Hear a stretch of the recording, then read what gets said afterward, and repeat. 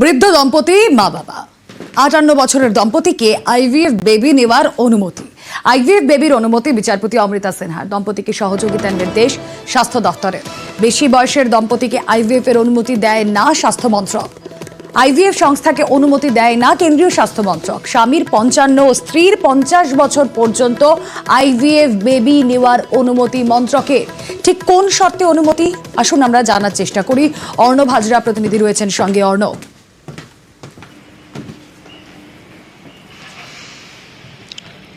দেখো রুমেলা, উত্তর কলকাতার এই দম্পতি কার্যত বৃদ্ধ দম্পতি, তাদের দীর্ঘদিনের মেডিকেল ট্রিটমেন্টের মধ্যে দিয়ে যেতে হয়েছে, কিন্তু তারপরেও তারা সন্তান লাভ করতে পারেননি।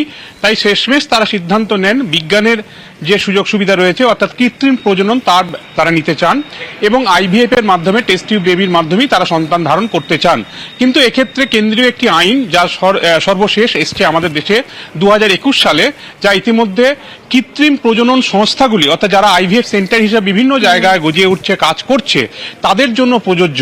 কাজেই সেই সেন্টারে যখন এই দম্পতি যায়, তারা আইভিএফ বেবি নেওয়ার ব্যাপারে ইচ্ছা প্রকাশ করে, তারা তুরন্ত তাদের ফিরিয়ে দেয়। তারা বলে কেন্দ্রীয় 2021 সালের যে আইন অ্যাসিস্টেড রিপ্রোডাক্টিভ টেকনোলজি অ্যাক্ট, এই অ্যাক্ট অনুযায়ী 55 বছরের বেশি যদি বয়স হয় হাজব্যান্ডের, এক্ষেত্রে পুরুষের, তাহলে কেন্দ্রীয় আইন বলছে তারা তা করতে পারবেন না।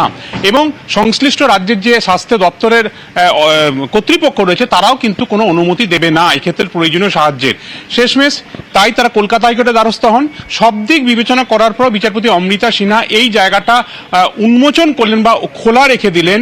যেহেতু দম্পতি অর্থাৎ স্বামী এবং স্ত্রীর বয়স যদিও 50 বছর পর্যন্ত ছিল, সেটা 47 থেকে 48-এর মধ্যে রয়েছে তার, এক্ষেত্রে যেহেতু তারা বিভিন্ন ট্রিটমেন্টের মধ্যে ছিলেন এবং তারা সম্মিলিতভাবে সিদ্ধান্ত নিয়েছেন, সেক্ষেত্রে সর্বোচ্চ বয়সের সীমা 55 বছর পুরুষের ক্ষেত্রে থাকলেও আদালত সেটাকে এক্ষেত্রে ইগনোর করছে, কাটেল করছে।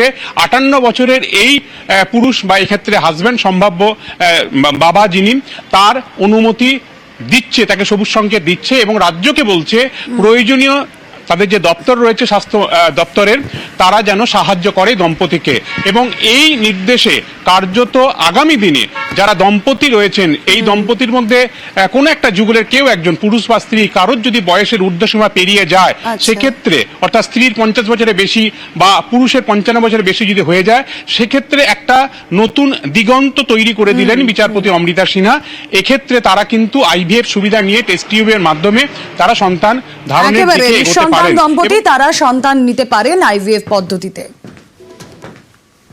এআরটি টেকনোলজি যে অ্যাক্টটি আছে, সেই অ্যাক্ট অনুযায়ী একজন মহিলার তার ম্যাক্সিমাম এজ লিমিট হচ্ছে 50, আর যদি কোনো পুরুষ সেই আইভিএফ করতে, সেই এআরটি টেকনোলজি নিতে চান, তার ম্যাক্সিমাম এজ লিমিট হতে হবে কিন্তু 55। এই ক্ষেত্রে স্বামীর বয়স ছিল 58।